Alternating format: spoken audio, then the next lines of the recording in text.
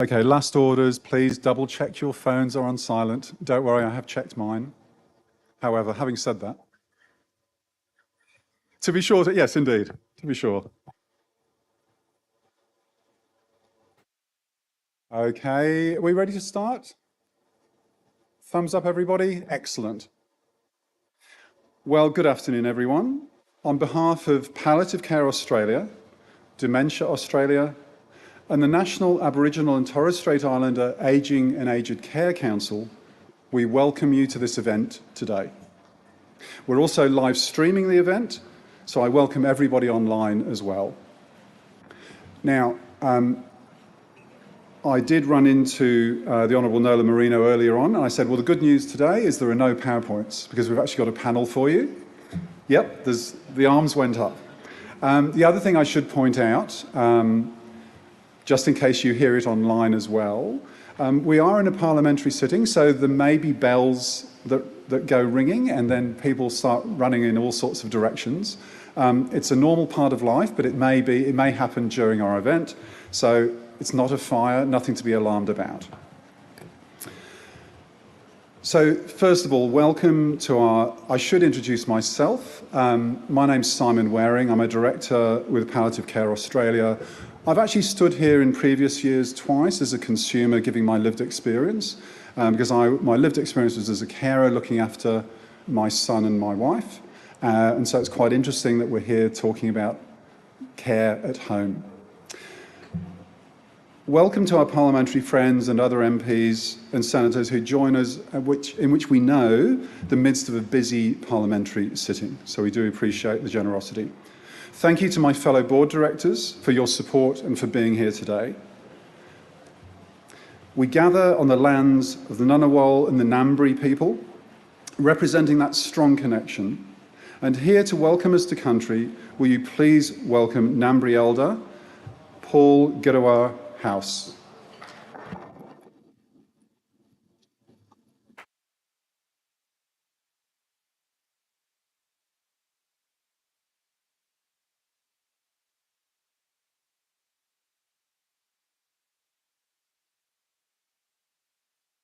Nangul, Wurrigawurri.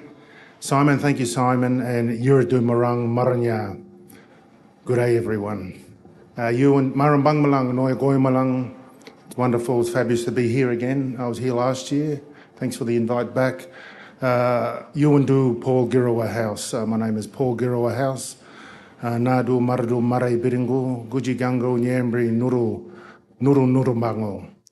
I was born here at the centre of my ancestral country at the Old Canberra Hospital. God bless it. Anyone born in the Old Canberra Hospital? Great to see one hospital alumni here today with me.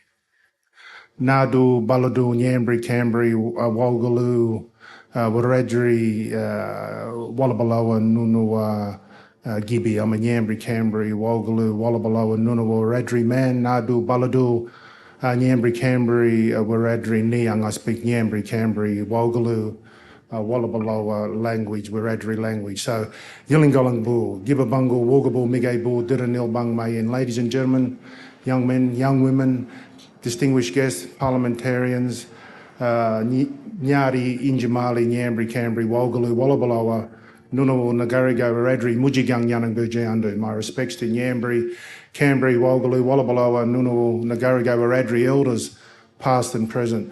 Nyari Injamarabu, Mujigango, Nurumbanjigo, Ningi Yiridu. My respects to all people and First Nation people from all parts of the country.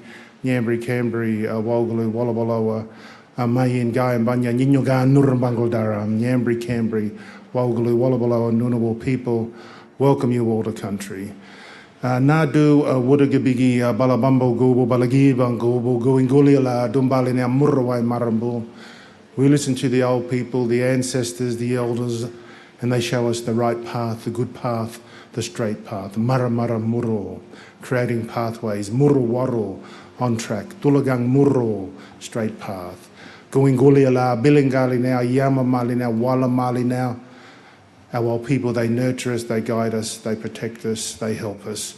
Mambawara Naminyago, Wuragabinya Wuradarego, Winningala Baligo, looking to see, listening to hear, and learning to understand. Murumuginya, Yinjamara, Murumuru, Wirimbira, Nurumbango, living a respectful way of life, cares for country. Yinjamara, Wirimbira, Marandogobo, Giragobo, Yandogobo.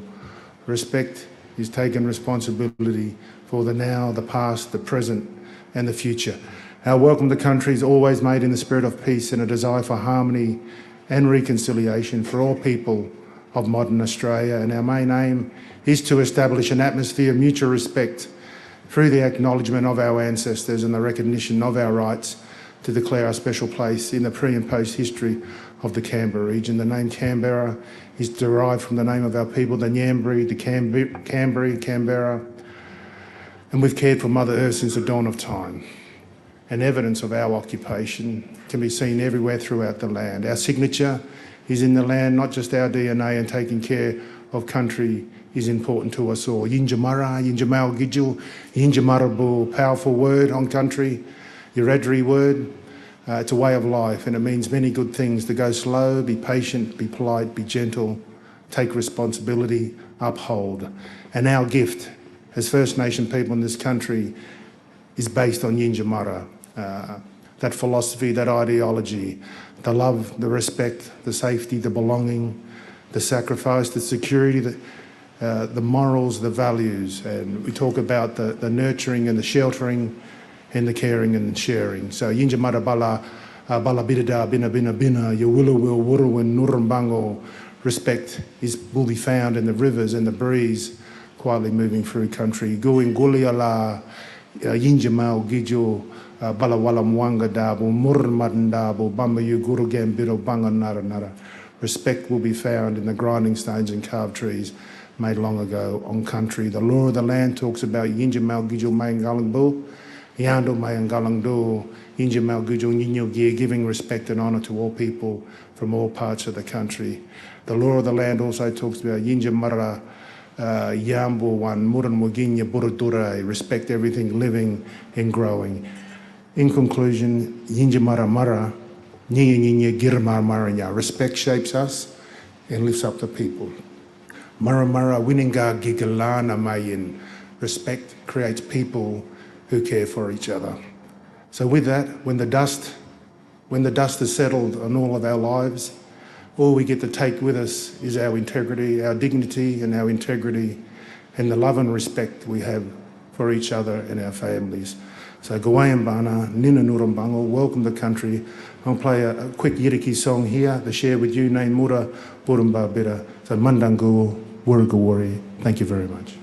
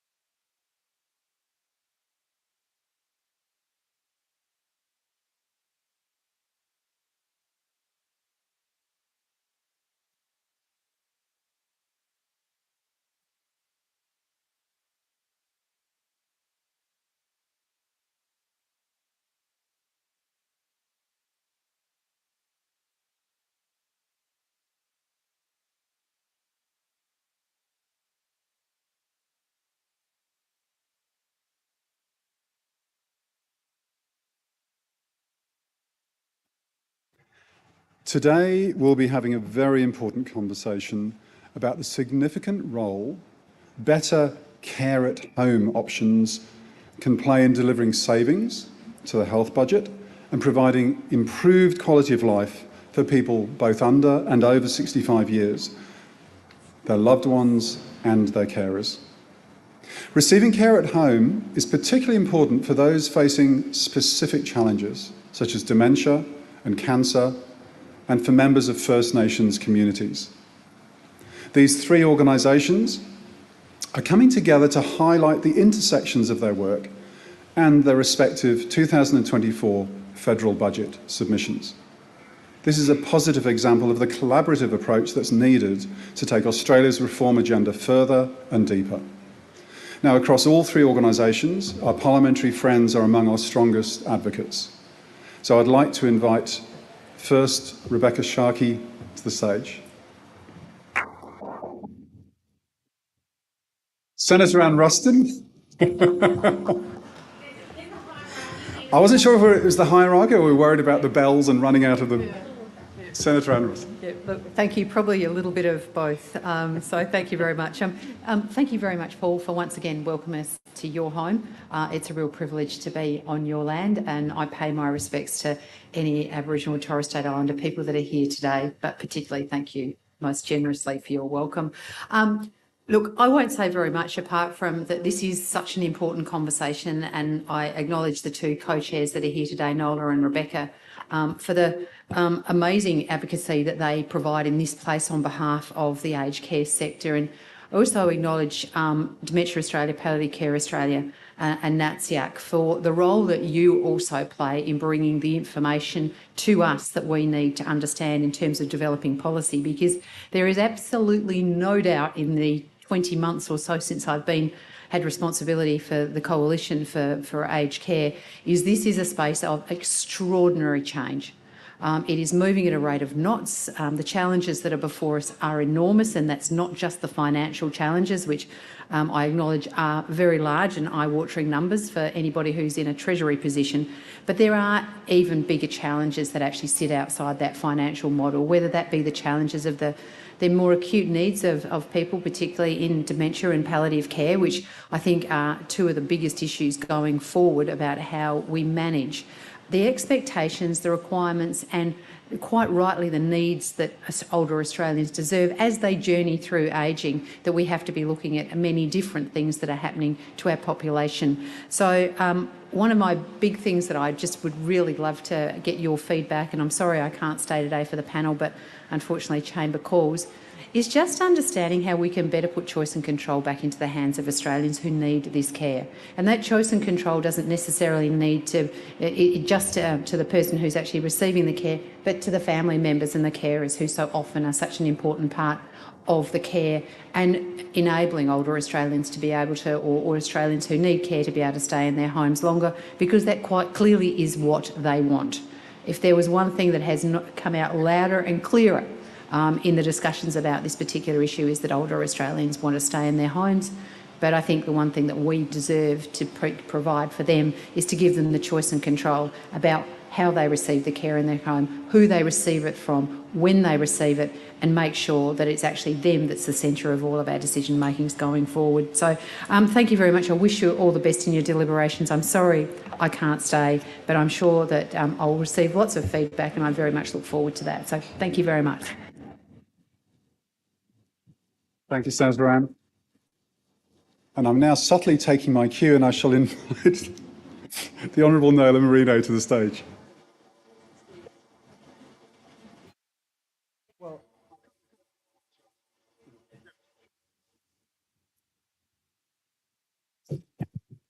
All right, who's actually really happy to be here today?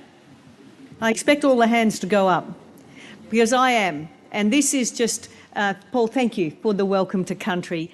But I am really pleased to see the organisations that we have here today working together. I think it's critical, and you've heard me speak about this before, being such a long-time supporter of palliative care and dementia as well, with experience, as you would understand, in looking at my age, that I've had significant experience with both of these situations, dementia with my mother and with losing people that I love dearly. But as we know in this country, and what you'll hear and see today, I'm a rural and regional MP. And the more regional and remote we get, the greater the challenges. So to have NATSIAC here today as well, in dealing with across the board, from whatever age that we're dealing with, from whether it's paediatric through to any form of palliative care, so often the majority of us want the choice to be able to spend our last hours, our last days in our home with people we love, doing the things that we want to do, if we can do them at all, but in that environment. The majority of us want to do that. The more distributed we get away from the cities, the harder that is. And so finding care models that allow us to do that, no matter where we live, is a great challenge for governments across the board and for our organisations. But make no mistake, this is what people, by majority, are seeking. And so how we do that in a very caring and compassionate manner really matters. And in talking even to those that are delivering care on the ground in my own electorate, what I say to them is I'm incredibly grateful for those. How many care workers have we got in here today, please, who are actually delivering either palliative care or dementia care? Some of you. Well, can you just pass on from me my thanks to each one of those? Because for so many of us, we want those who care for those we love to get the love that they deserve. And that's what those who are in this sector really give to those that we love. They give them the love and the respect that they really are craving and deserve at whatever stage of life they're at. So I am inordinately grateful to the people delivering the face-to-face care and loving and respecting and caring for the people who need it most, whether they're in an age sense or perhaps, as you would know, at a very much younger age. It matters at every stage. So thank you so much for being here. I really appreciate you taking an interest. Please keep coming and maintain your great interest in all three of these organisations and the quality of care that collectively we can provide to people who need it at a time when they can't take care of that themselves. So thank you.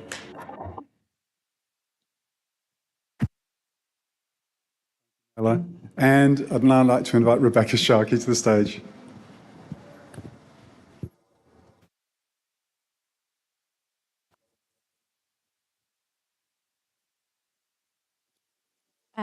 Thank you, Simon. And as the third politician to speak, it is incumbent upon me to keep my words brief.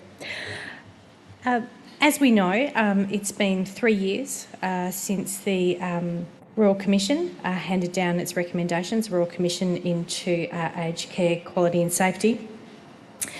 With this comes a responsibility of those of us who are parliamentarians and an opportunity for all of us to really shape what care will look like into the future.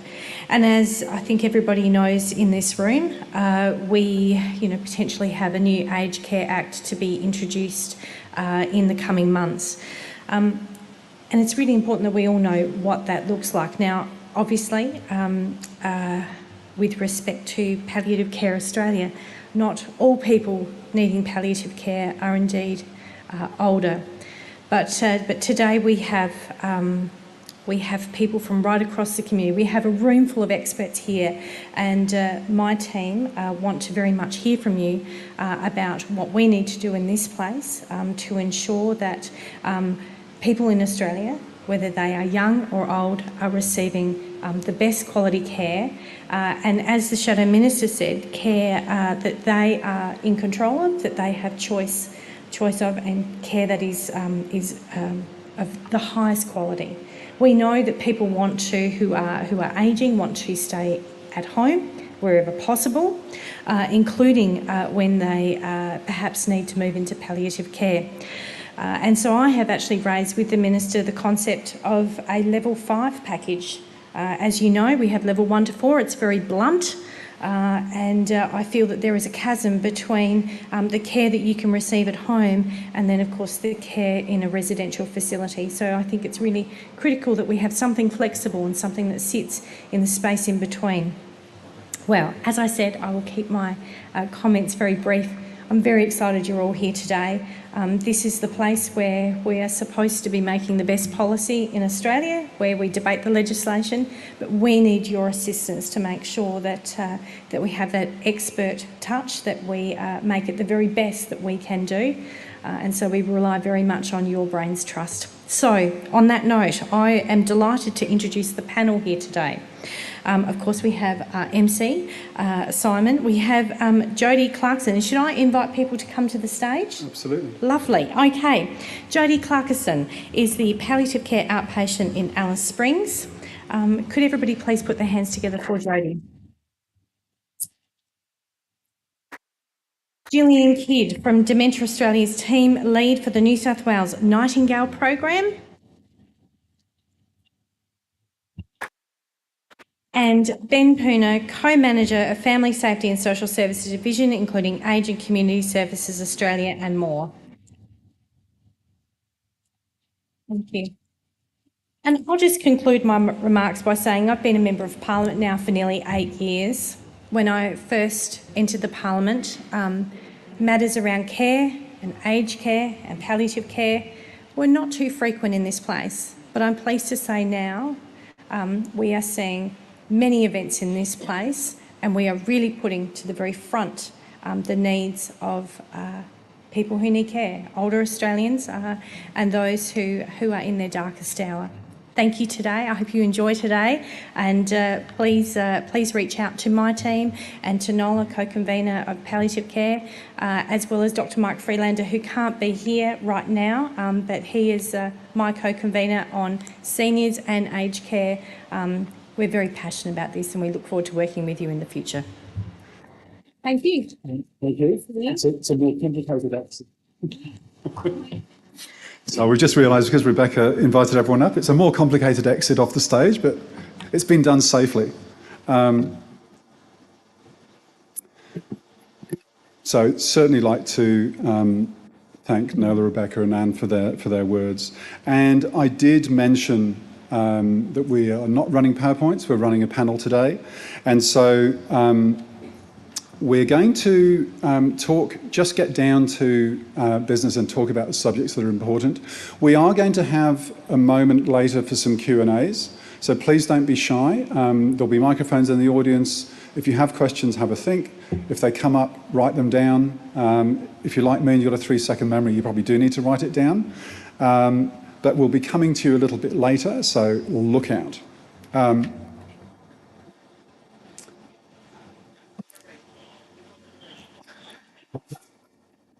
I've done very well so far, haven't I? Because before we get to the panel, you can see this has not been staged. I'd like to introduce Marie McCabe, AM, who's the CEO of Dementia Australia.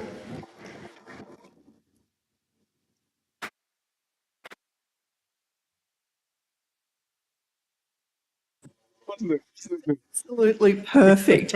And just to top it off, we were sitting there and I picked up a pen to make a change, and the whole ink came off in my hand. So it was. I'm not very good with sign language. I think you did extraordinarily well. Thank you.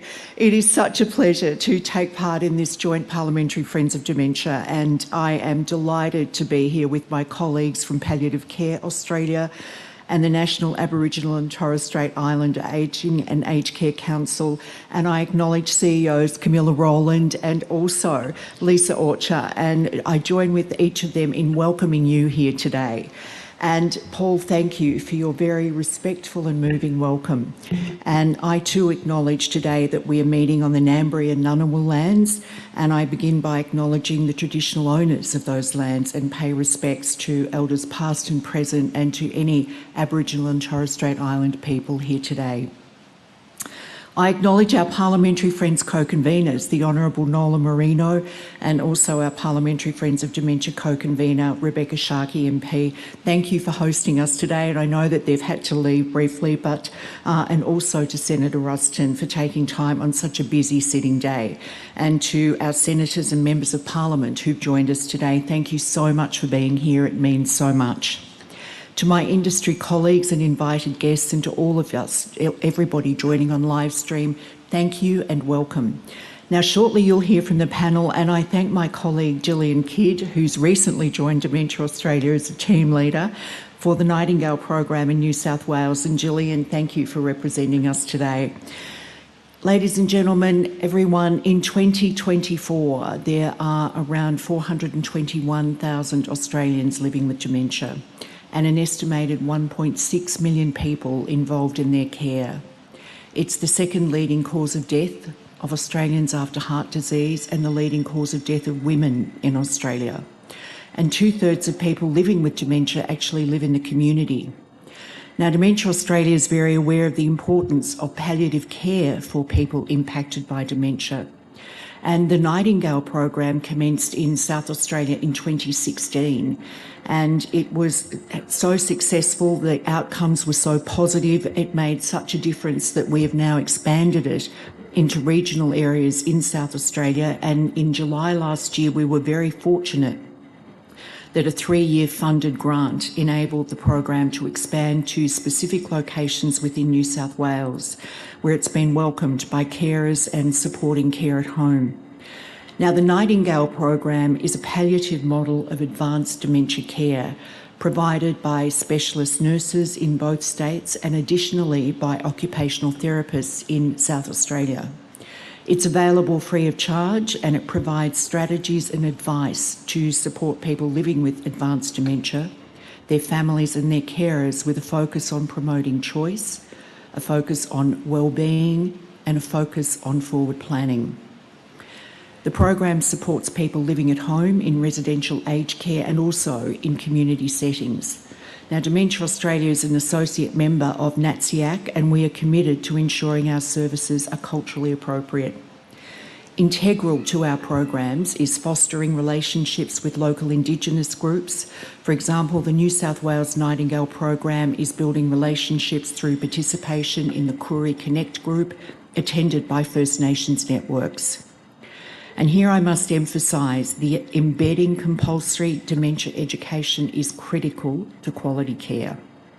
With 65% of those in residential aged care having moderate to severe cognitive impairment and 70% of Australians living with dementia living in the community, many of whom access in-home care, all staff employed and entrusted to provide care must be appropriately trained in dementia care.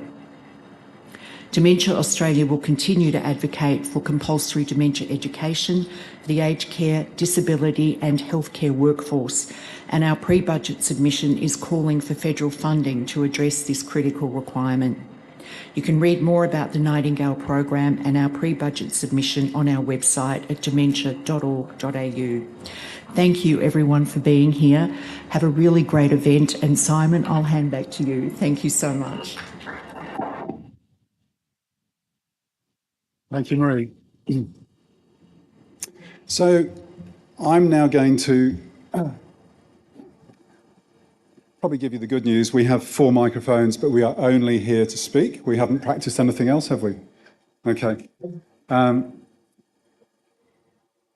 we have microphones at the ready? Daniel, is this all working well? I'm not sure. Is this one working? Fantastic. You see, I can take subtle gestures as well. Thank you. Look, I think where we need to start is that phrase we've heard, care at home. And who better to turn to than Ben? Can you explain the different concepts of home that people within your community might have? Good afternoon, everyone. Look, firstly, let me acknowledge the traditional custodians of the land we meet today. I extend recognition to elders past, present and emerging. Yuma, Wuda and Kia ora ana te iti tangata wananō. Care at home. Care at home for me and where I come from in Alice Springs is pretty simple, to be honest. It's where the heart is, where the heart wants to be. And for a lot of people living with dementia, I work for an Aboriginal corporation that looks after 16 different town camp communities. It's complex because we have Aboriginal people, but we have 9 different language groups. So that's 9 different cultures. It's very multicultural. So there's a lot of traditional law that needs to be factored when caring for people in their last days. So for most people, it's being able to be where their heart is. And that is mostly being able to have access to return to country. Where we find our biggest issues are with the response time to people at that point in their lives where they become palliative. And being able to respond quick enough to be able to return people back to their traditional lands so that they can die freely. Sometimes it doesn't happen, and it happens very often, actually, where a lot of people pass away in hospital. And a lot of additional complexities arise when, depending on who's looking after that person at that point in time. Because a lot of blame could be pointed toward a particular family member. So I guess coming back to what is care at home, it is being with the ones that you love when you close your eyes and then don't open them again. I hope that answers the question. No, I think that answers your question as well, Ben. Home is where the heart is. So listening to that, Jodie, I know that you've received care both close to home in your community and also much further afield. So can you tell us a little bit about what that has highlighted for you? Sure. I guess firstly, as a white privileged English first language speaker of the dominant culture, that gives me a sense of personal power that most people in my community don't have. I live in a house that I own 8 kilometres from care, but I've also had surgery in Adelaide and Sydney. So being away from home in critical times, you feel like a burden on others and you're not in a familiar place and you don't have your team necessarily around you. So for me, being at home, I have my team, my son, my husband, my clinicians, my friends, and my people. I'm in a safe place where I can walk around without bashing my head or falling over something because I'm very vision impaired. Thanks, Jodie. And I'm going to pass to Gillian. We've heard that home is where the heart is. Could you touch on why it's important for people with dementia to be in either their own home, in quotation marks, or possibly what you might describe a home-like environment? Thank you. And look, no surprise here, everyone. I think we're going to hear some common threads as I very briefly talk to you about perhaps from a person living with dementia's point of view, what does this look like? So we know that home is far more than a physical location. It represents feelings of comfort, security, intimacy and safety. It includes communities and relationships between people, but it's also across space and it's across time. It provides a sense of identity and autonomy. And it's influenced through experience of gender, our age, and certainly a change in our abilities.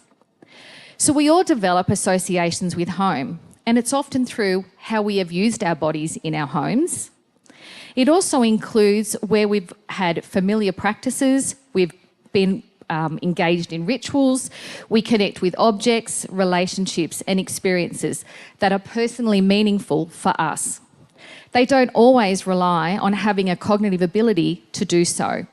And this is what enables a person living with dementia to engage in these practices, whatever their abilities are. So these feelings become symbolic of home to all of us. And it doesn't matter if it's a physical, social or spiritual environment. This is why home is so important for people living with dementia, and particularly if they're transitioning from their own home into another aged care or other care settings. And why we often see significant levels of distress and increasing confusion when this occurs for people. So how do we make these settings more home-like? It's a very good question that we ask, and perhaps many here have heard of those words, a dementia-enabling environment or dementia-friendly environments.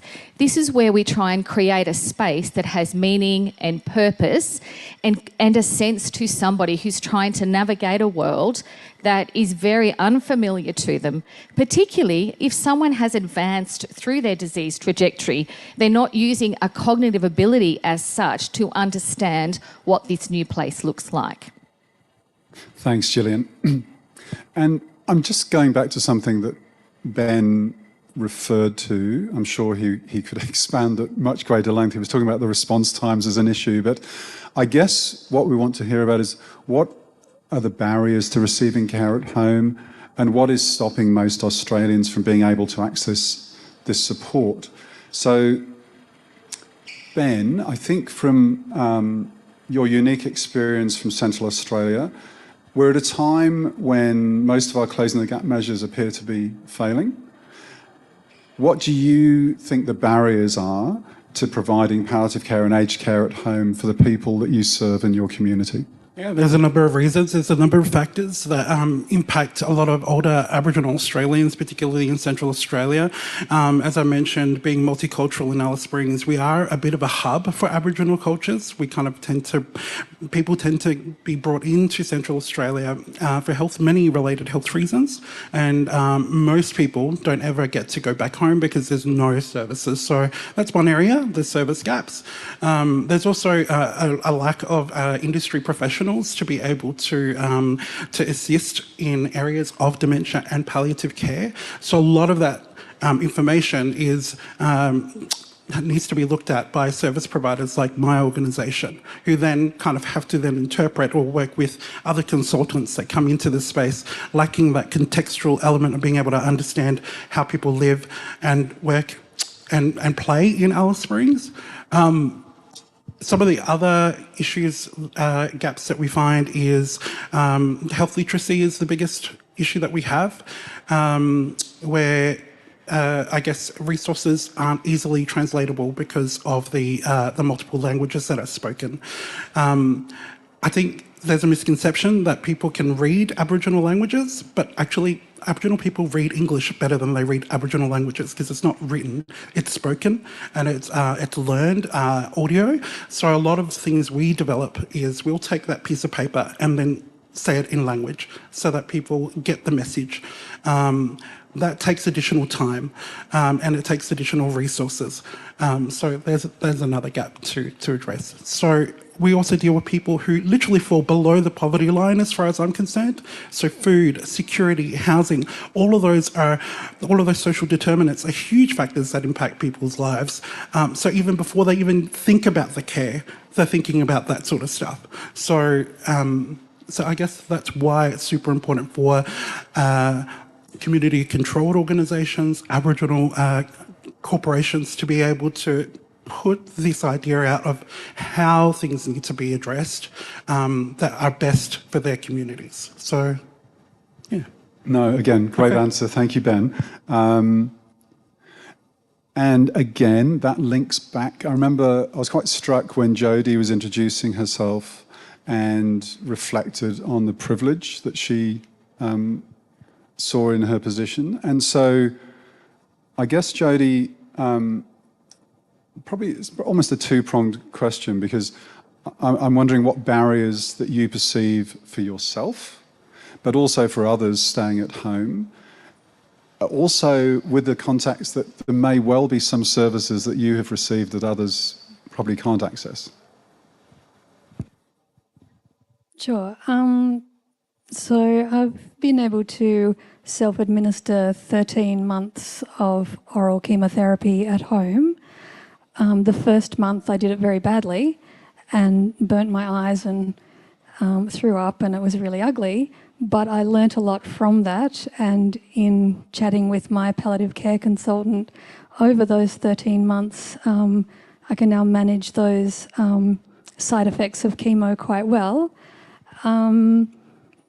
But I'm so lucky I live in a house with 2 different living areas, so I can chemo downstairs in my room that I can keep very clean. I can keep my toxic drugs locked away, and I can pee in the toilet that nobody else is going to sit on when I'm cytotoxic for 5 days plus 7. So yeah, I consider myself extremely lucky for that. And that's just not the experiences of my mates living in town camps. You know, they don't have their own room, they don't have their own house. And so it's completely different, and that possibility, you know, wouldn't exist for someone living in a town camp. So there's huge inequity. No, thank you, Jodie.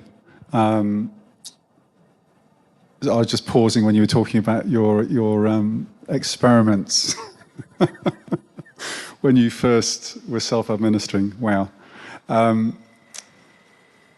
Gillian, when you've listened to both of these stories, how can we make care at home actually work for real people? Well, I'll look at, again, the perspective of people living with dementia. Yep. So in this case, I suppose what we have to really understand here is that the journey and the course or the disease trajectory of dementia is very long. So what we're talking about here is carers that are supporting at home over many, many years. And we know that as the disease progresses, a far more extensive level of care is required. And often this is beyond what a family feel they can provide. So in this case, it's very much not just about that person living with dementia, but it's very much around carer support and empowerment. And if I could sit here for 20 minutes and take you through that, I would love to. But I'm really going to try and summarise it just in a couple of dot points. So I really have grouped this under carer support and empowerment. We know, Marie spoke in her introduction, there is an enormous number of carers or enormous number of people involved in caring for somebody living with dementia. So this will often be a primary carer who may be the partner, remembering that they often have their own chronic diseases in which they're trying to manage and contend with. But there's usually several other unpaid or informal carers involved in that process as well. So that whole it takes a village. It really does take a village for care at home to basically work for people living with dementia. We really need to build up the capacity and the capability of our carers. And this is feedback that we get all the time in our program. Can you come and help us understand what do we need to do here? How do we collaborate with other service providers? We don't have the resources in our own home to do this. So there is a lot of work that I think we can do in terms of skilling up our carers. So they can also respond to the immediate care needs of that changing profile of the person living with dementia. If they can appropriately manage symptoms and, for example, administer medication in a timely manner, this reduces the distress seen by the person living with dementia and their carer. And then they feel more confident to continue that journey at home. So I think, tools and resources and further support for our carers. I'm not sure if anyone has heard of such a thing as a retreat. There's a program out there, a retreat, for people post-diagnosis. And that's proving to really build capacity and capability. But the question is, what happens as people progress on that journey? That needs to continue. We've heard about packages of care, and while they're out there and they're certainly being more proposed, there's still a fairly fundamental gap in what's required. So if care can provide for 4-6 hours a day, what happens to the rest of that time frame? We're really then relying on our carers, primary and other informal carers, to step in. We actually know, and it's very well documented, that a lot of our carers are females, and they take time out of the workforce in order to support. So I really feel that we need to think about how do we support some of these carers in terms of national policy and financial means when they're stepping out of a workforce to provide care. And as we said before, that goes on for quite a long period of time. Models of care. So we've talked a bit about the Nightingale program. I think if we can probably take the principles of a program like this, because the Nightingale program actually does several functions. So it provides a navigation service, it provides collaboration with other service providers, it provides very timely response and follow-up, it provides a clinical assessment at that point in time, and it collaborates with others. So if we could take those principles and maybe have some more of those out there. And it is a face-to-face service, so it is going into somebody's home and understanding that fairly complex environment. Thanks, Gillian. And Ben, if I come back to you, I'm painfully conscious that this could run for 3 hours or 4 hours in terms of the depth of knowledge and the issues that you want to raise. I'm trying to keep it down to. No, doing amazingly well. But I think we're coming back, if we come back to the barriers which you indicated, I think you skated across some of them because there's so much you could talk about. With Gillian, is it falling into, is it the availability of carers, is it education, is it training, is it funding? It's you're going to say yes. I know, I thought you might say that. Well, this is the environment, this is the stage to say that. I mean, like, it really is all of it. But I think I'd like to then kind of preface by saying people are resilient. People figure it out. Communities come together, as Julie mentioned. Like, it does take a number of people to be able to make it happen. I think if we can make it happen quicker, it's better. But I think if we can make it sustainable, it would be better. So a lot of things that we focus on in our organisation is capacity building on very, very small levels. If it's just letting people know what that dementia word is, then that's kind of what we would do. So we take, like I said, we take resources, adapt them to suit the context that is relevant to the people that we provide services to. And a great example is having our older lady come up to us and say, "What's that dementia thing again?"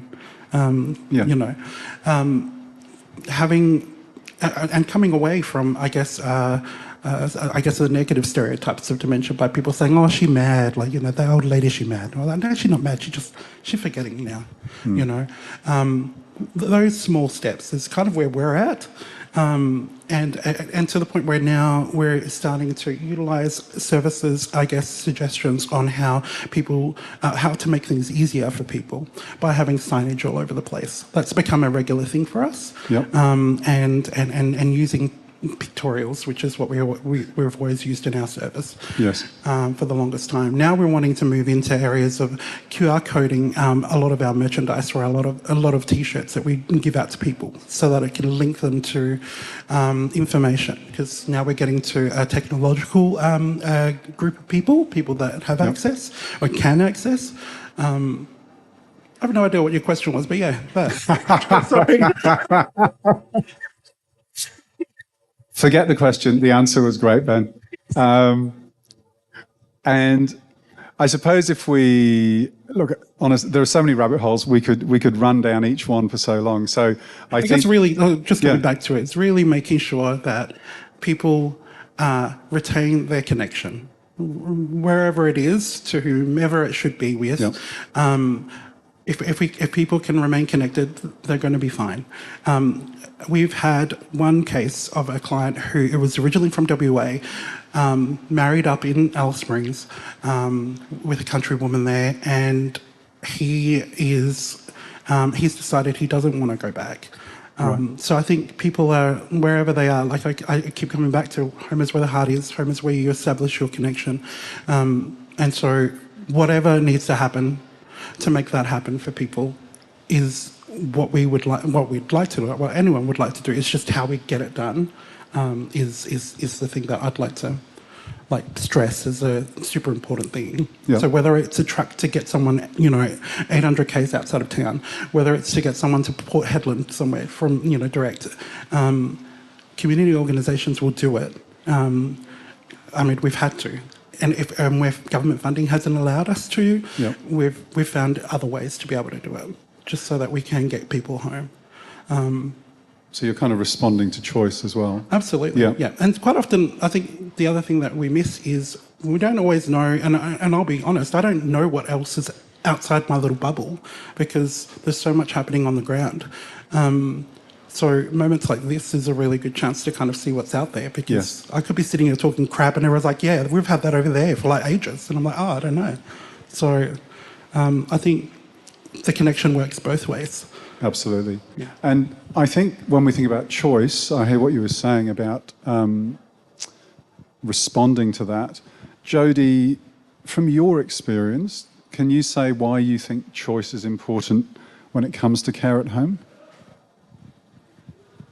I'll just give an example. So my first time around with COVID, I looked after myself for 8 days, and by the end of the 8 days, I could hardly walk or speak. So I rang my palliative care consultant and she said, I'm bringing you in. I had to go via the emergency department for 12 hours, up into the ward for 24 hours before I could get moved into the palliative care unit for a further 24 hours. So I think that's a huge expense and also impact on my family. The second time round with COVID more recently, I was able to ring my 24/7 palliative care community hotline, and the doctor was able to write a prescription for the antivirals and take it to the chemist for me. My husband picked that up, brought that home to me, which meant that the COVID didn't go to my chest and I was able to just hang out at home and my family bring my meals, because in this whole pointy end of life, your family being able to do things, to feel as if they're being helpful, is really huge when everybody feels like it's completely out of control and there's nothing they can do to help. The choice is everything, and I guess because in those weeks of chemo, there's been once that I was in a really, really bad place, and again, I can ring my consultant or my community home care team and just have a chat about, this is what's happening, what do you think I should do? I have incredible choices available. Thanks, Jodie. And I guess as a comparison, Gillian, if we're listening to Jodie's comments, how would you add to planning for people who may not always have that voice, or particularly people who are living with dementia? Look, I think it's the same fundamental principles and outcomes that Jodie has just spoken to. People would like to die at home. They would like to die in the comfort of their own home, a place that feels familiar, comfort and secure. They would like to have people by their side that perhaps they recognise at the time, but it's more that feeling that sits within them. So to have choice to die at home, but to do it in a way that is dignified and in line with someone's respected wishes is ultimately what we're aiming to do. We know that every time a person living with dementia goes to hospital, there's a significant risk of a very, very poor outcome for that person. And so where we can minimise that happening, we would like to do so by having the adequate services available so people feel they can continue that journey and actually die safely and in a dignified manner while living at home. Thanks. And I'm going to jump back to Ben, because Ben, you were talking about how you're continually taking small steps in your communities, and that's because for a range of lack of resources, training. So if we were trying to step back, and how do we fix this? And how do we make care at home work for real people, not just health and age systems? Again, if we're thinking small steps, what do you think the first steps might be, or the key ones for you? Look, I would say there's awareness is probably the first thing. People kind of still don't understand dementia, and is that the public or the staff? I would say both. Yeah, it's both. We have worked with Dementia Australia, partnered to create a bit of a video tool to provide to our clients and their carers around the importance of identifying risk factors of what dementia could look like. And that was a really good starting point for us. that video is going to be translated into some of the other languages so that we can share them within our community. I guess the next step really is in terms of capacity building of staff, because I think it's really important for my organisation particularly to reinvest in the staff that we have. A lot of our staff are local Aboriginal town camp community members who understand the family connections. So by reinvesting in those stayers, as opposed to people that just come in for like bits and periods of time and then go again, would be more beneficial to kind of put that into what I consider the stayers as opposed to the visitors. In terms of actual practice, what we have at the moment has been great. I feel as a provider, we've been provided with the support that has come from the industry, from Dementia Services Australia, from Dementia Australia, from Palliative Care. People do have the knowledge. It's just, I guess, it's not enough really sometimes, and it only kind of pops up when it kind of pops up, as opposed to something that we kind of want to be seeing, so that people are consistently reminded that it's there. And moving away from that reactive kind of, I guess, approach to something a bit more proactive is probably where we're at this point in time. We'd like to kind of progress in that way. So, thanks, Ben. Yeah. Now, judging by the response to some of these answers, I could hear quite an emotional response. So, as I said, we are going to sort of throw to some questions from the audience. Now, Ian is waving a microphone in the air. So, starter for 10, nobody up here bites. So, if anyone has a question for one of our panellists, even if you have a 3-second memory, you can just give yourself 3 seconds. There we go. First one at the back. Good on you, thank you. Yeah, I had a question prepared because we talked about, training for the workforce. So a lot of training and education has been created to upskill the primary health aged care sector in the delivery of PAL care and dementia care and culturally appropriate care. But what is stopping the workforce from accessing it?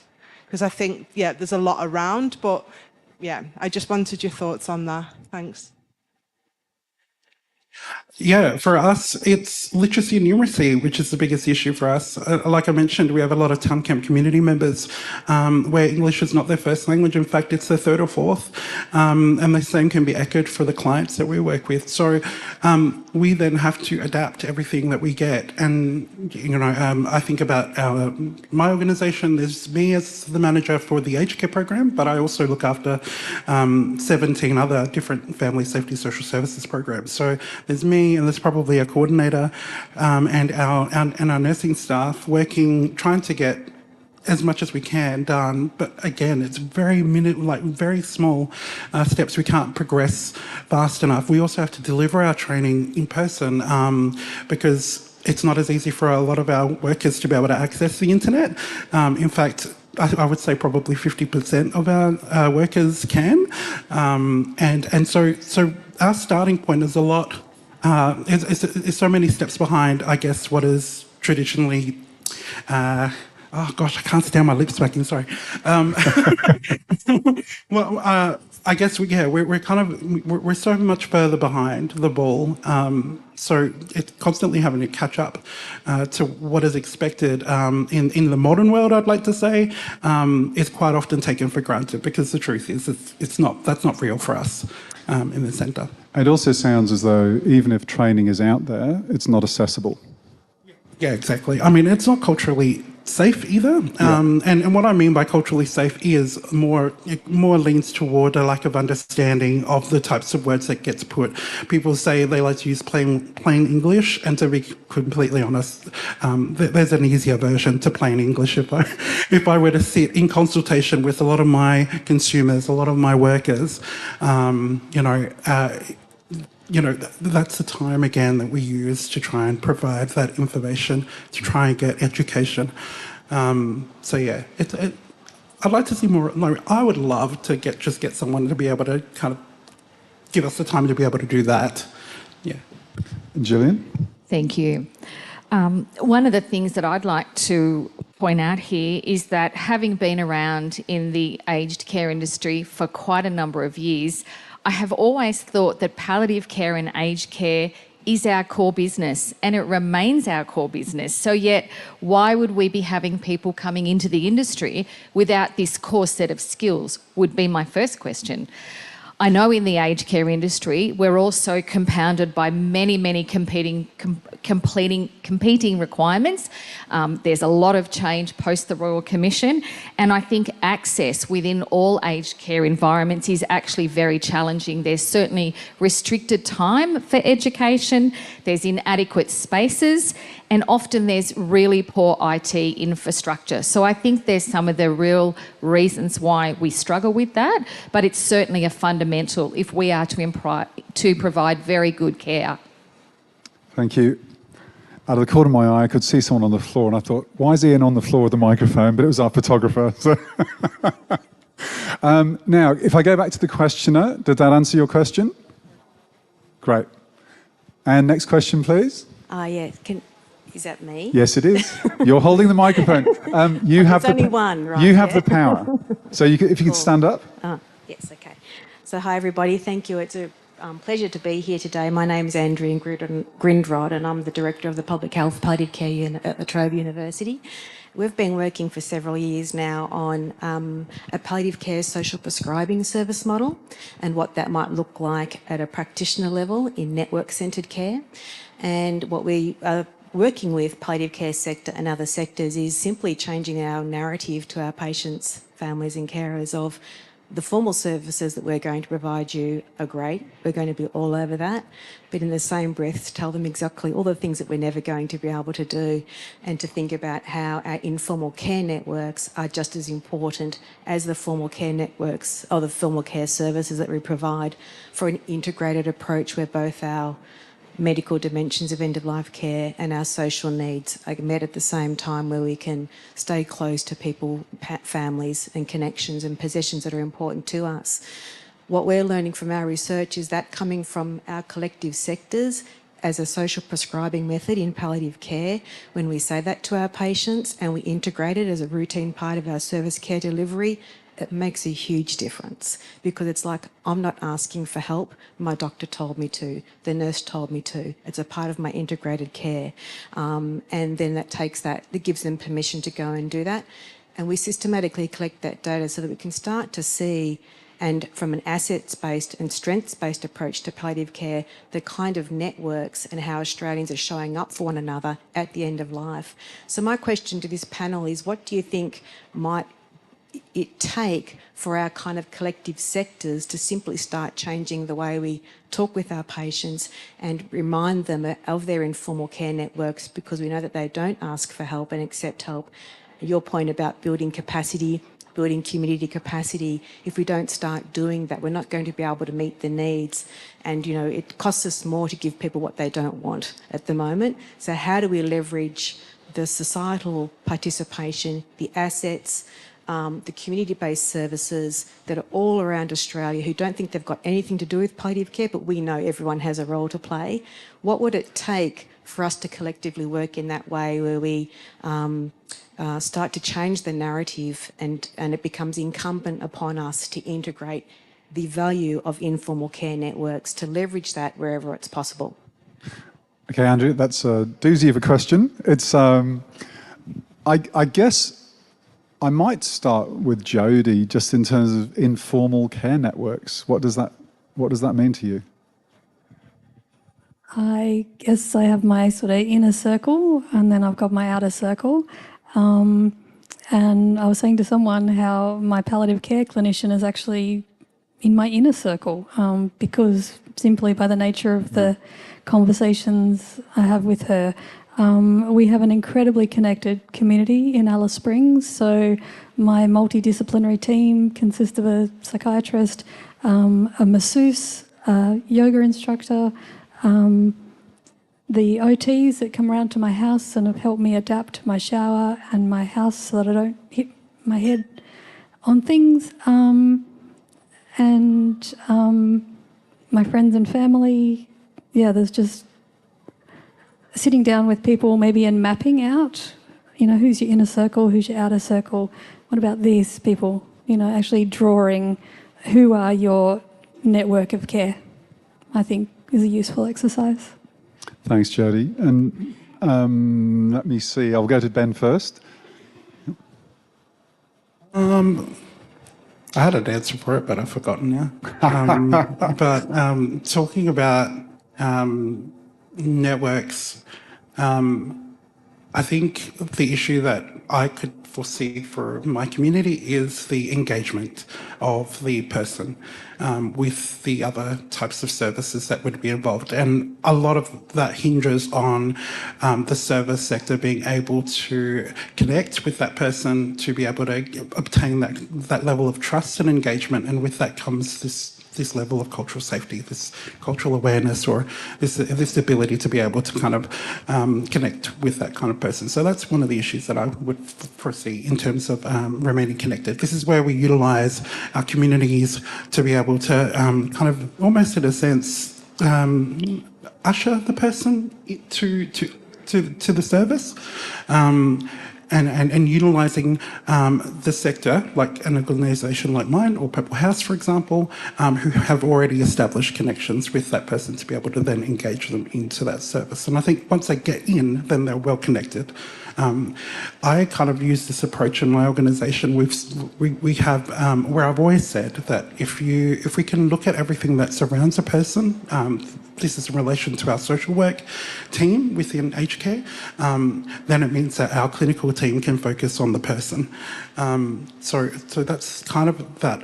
We utilise, and I would utilise the Aboriginal approach to sharing and yarning, like the circles that usually go on when communities make decisions. We operate the same way when it comes to delivering care to our older people. So that's, yeah. Thank you, Ben. Gillian, your thoughts on that informal care? Thank you. I think this is a really big challenge, of course, in the area of dementia care, because we know when people are diagnosed, they often lose a significant amount of that informal support. So, yeah, great question. Certainly at Dementia Australia, there are many, many programs that we have on offer, which really help build those networks for people, for the carers of somebody living with dementia. So I think that's certainly a step in the right direction. More work to be done, but I think that's very much around the stigma of dementia and what does that look like. Thank you, Gillian. Ian, any hands being held down forcibly? Are we running out of questions? That's okay. No judgment. Yep, we've got time for probably one last quick one because I do want to get back to the panel. So, thank you, Frank Quinlan from the Royal Flying Doctor Service. Firstly, just thank you, Jodie, for giving us a glimpse of your, I think you said, pointy end of your journey. Thank you.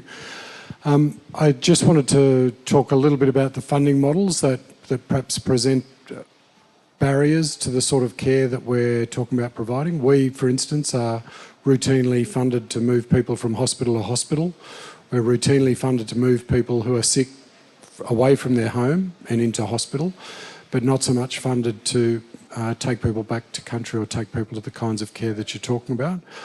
I'm not sure exactly what the answer is, other than us working together to overcome that, but just perhaps wanted to talk, if anyone wanted to reflect a little bit on that sort of medically supported transport that might be part of people's journey. Thanks, Fred. I can definitely speak to this. So we're fortunate within some of our Aboriginal corporations to be able to assist people and utilise the community, I guess, to be able to return people home. I know one of our other organisations in Alice Purple House, they utilise their Purple Bus to return people home. So we'll work collaboratively with them. Where on our end, we have a Return to Country program, but that's funded through through the Northern Territory government. It's not meant to be for it's not specific to palliative care. It's just as a way for our government to move people out of Alice Springs, if I'm being completely honest. But that's an avenue in which we've utilised to be able to return people home. So there are some areas, again, it's just, there's nothing specific.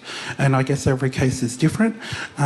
We had an older man who couldn't be returned home purely because of the equipment that he relied upon was not made available, or not available to him out in his bush community. So our response to that was to try and bring the bush community in so that he could feel as much at home as possible.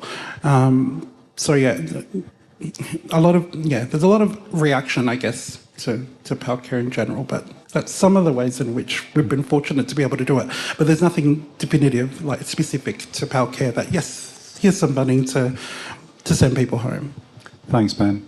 And we're going to be heading towards the close of our panel shortly. So I do want to go back. I'm going to go back to Gillian first. We have literally raced through such a number of topics. Obviously, we haven't had enormous time to go into major detail.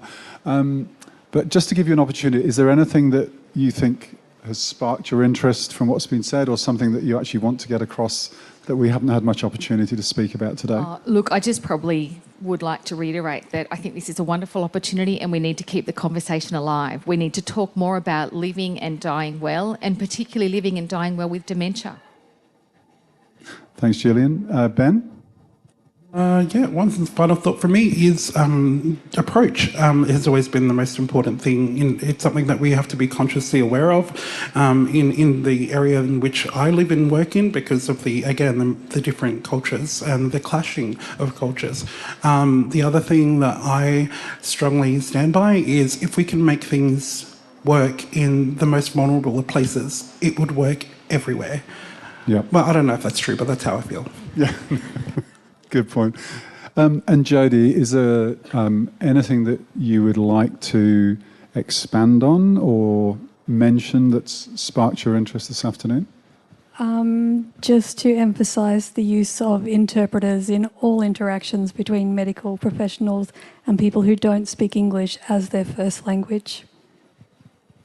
We all have the basic human right to fully understand what's happening to us and to fully give informed consent. And I'm just going to do one last pass because we've got an online audience, we've got a lot of engaged people here today. Is there one word, one idea, one thought you'd like people to be leaving and thinking about tomorrow? Gillian. Dying with dignity. What does that look like for you? Jodie.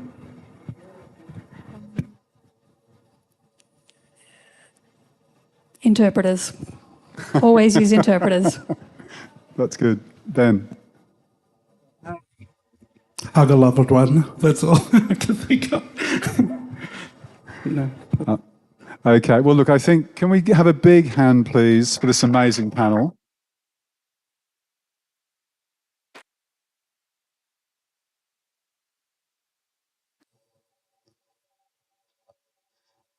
And I know, I'm spoiled for choice now. Okay. Back to my original. I think, and also when I think of home is where the heart is, whatever that home is. So look, now I'd like to reach out to Lisa Orcher, who's the CEO of Dementia Australia. Oh, sorry, CEO, my apologies, the National Aboriginal and Torres Strait Islander Ageing and Aged Care Council, to say a few words.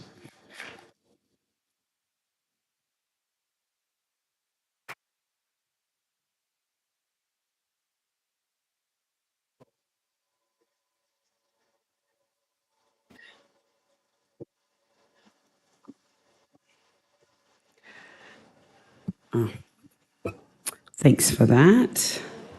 And not the CEO of Dementia Australia, that's just way too much of a big job for me.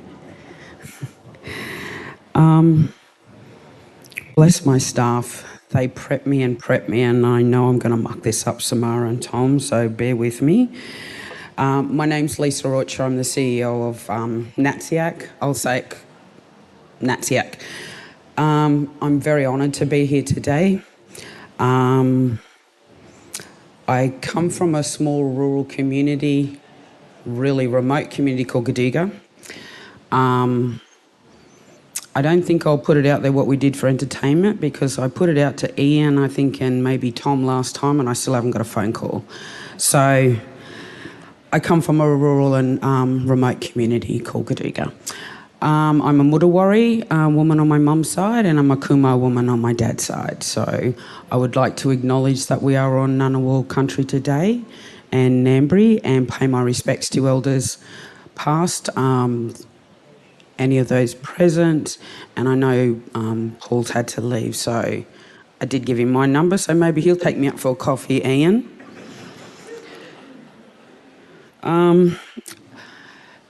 It's just such an honour to be here. Like I said, this is fantastic. The audience here today are genuinely interested in what we are doing as organisations.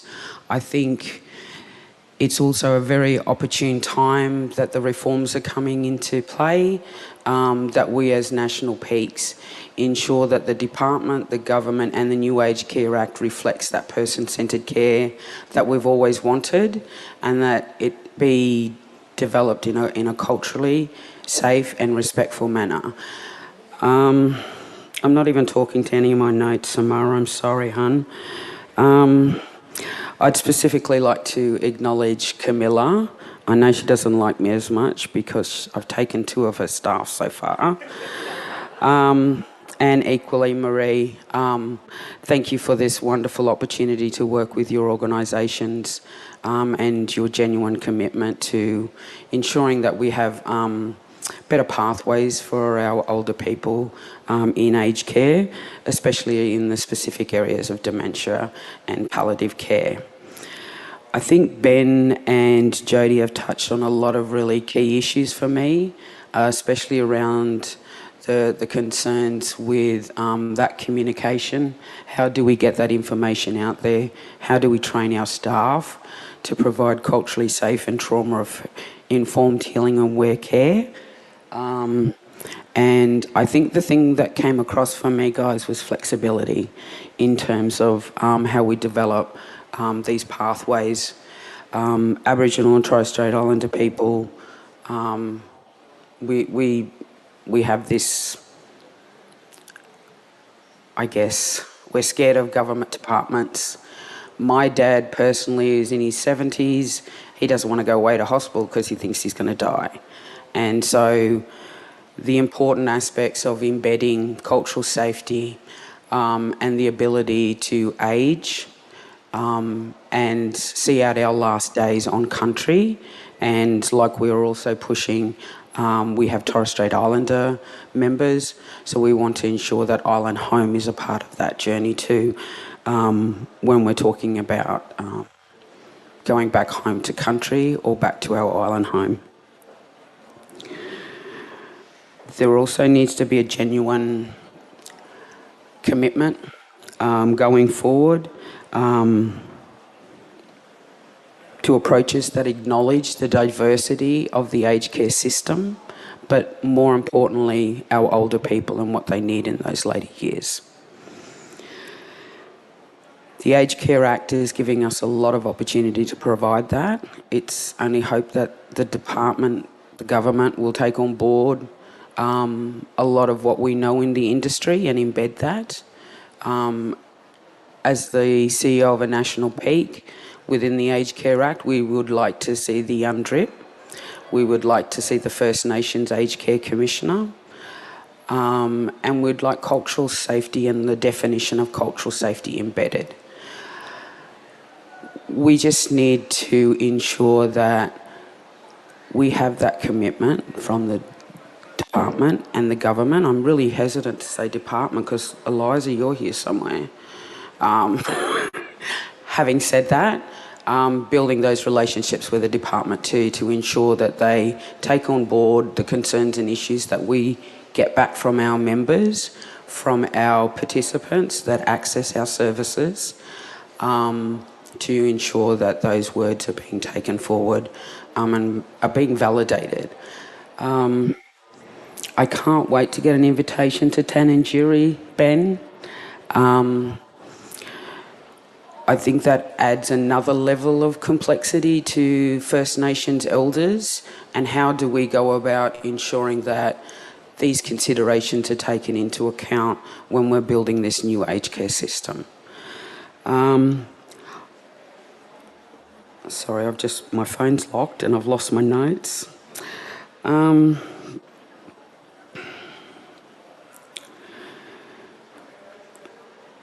guess the only other thing I wanted to say is that I do truly look forward to working with all of you. Tom's here from ACPA. I'm hoping to get a photo op with you guys and Craig. I like to be in pictures with good-looking guys.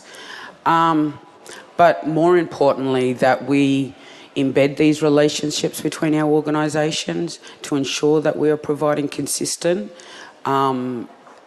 feedback to the department and the government to inform them that this new Aged Care Act needs to be person-centred. It needs to be easily accessible, it needs to be timely, and it needs to be appropriate for all people's needs. We're not just talking about Aboriginal people, we're talking about LGBTQIT people. I know I've got that wrong, I'm sorry. And, you know, COLD.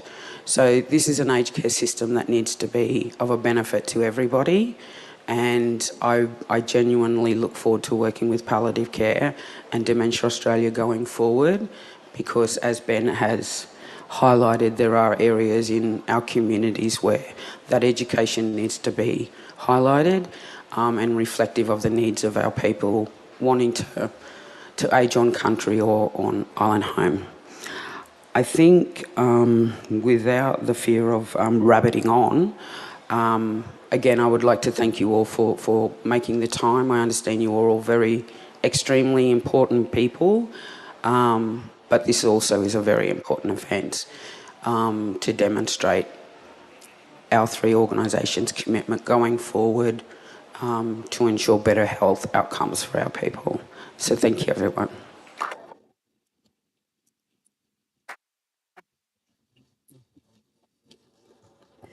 Thank you, Lisa. And I hope for you online it's been just as thought-provoking as the passion and emotion that we've felt in this room today.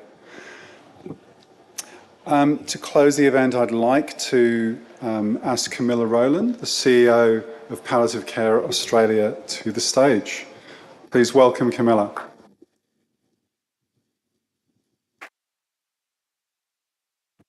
Thanks for coming along, everybody. Let's just say we don't often have three organisations, national peaks, coming together about something that we all feel so passionately about. In-home care is what we're talking about, and I want to thank our panel. I want to thank all the peak bodies, all the federal MPs and all the departmental people who came. I'd like to thank our members who came from our states and territories as well to show their support. I would love to have seen one of the ministers here. This is really important. In-home care is part of the foundation of what we're looking at in terms of keeping people at home and quality of life for our older people. We are all on the same page about this.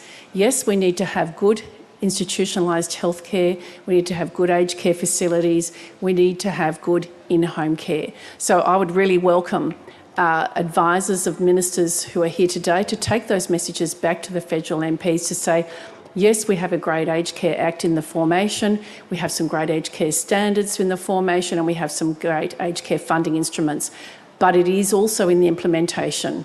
We know that we have a disconnected system at the moment. What's going to happen with the implementation around and the coordination to make sure, as our panel was saying, that people remain connected, that people have the choice to be at home with their dementia, with their illnesses, if they're remote. So we believe home is where the heart is for many people. We know that 300 people die a day in Australia from life-limiting illnesses. That's 300 Australians from all walks of life die each day.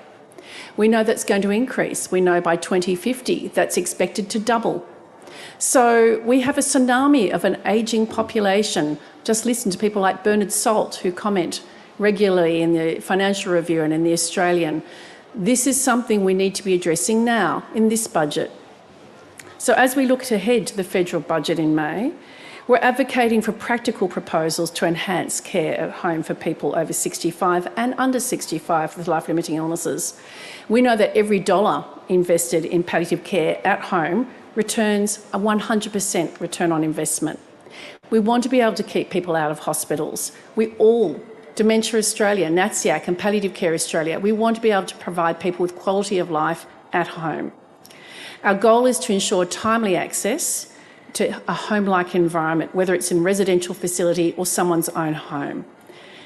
We believe that every Australian should have the opportunity to spend their final months and weeks at home if they wish.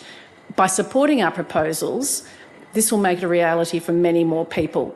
Not only will it be a social good, but it will also be an economic good. So I'd like to thank our partners, NATSIAC and Dementia Australia, working with us to Palliative Care Australia over these last months to bring this together. And I would like to thank you for your time today. We have National Palliative Care Week coming up from the 19th to the 25th of May, and we'll have Professor David Currow speaking about some of those issues in greater detail about our ageing population and that access to palliative care that's so important. Thank you all for coming today. I hope that you will join us also for some refreshments after, if you haven't already beforehand. And I would also like to thank the board members of Palliative Care Australia as well for attending today. Thank you to our panel. Please, one more round of applause for our panel. Thank you. And thank you to Simon for chairing our panel and for emceeing today. Right, well, please mingle and eat and provide us with your ideas. Thank you.